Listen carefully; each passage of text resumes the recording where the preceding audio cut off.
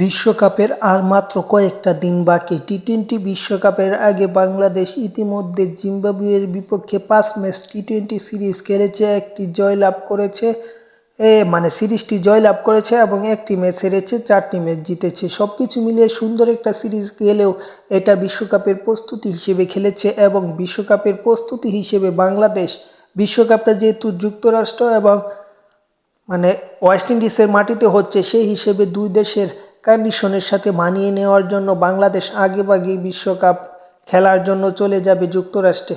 বিশ্বকাপে ম্যাচ শুরু হওয়ার আগে বাংলাদেশ বিশ্বকাপ আসরের আগে যুক্তরাষ্ট্রের বিপক্ষে 3টি টি-টোয়েন্টি ম্যাচ খেলবে, একটি টি-টোয়েন্টি সিরিজ খেলবে।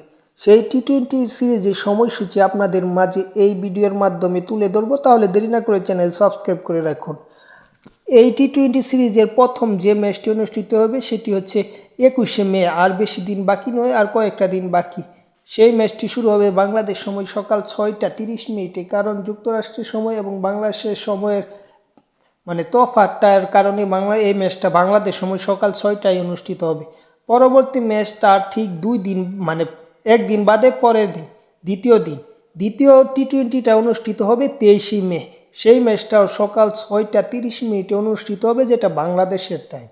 এবং সর্বশেষ ম্যাচ সেটি অনুষ্ঠিত হবে 25শে মে। সেই তৃতীয় ওয়ানডেটি সেই আগের টাইমে সকাল 6টা 30 মিনিটে অনুষ্ঠিত হবে।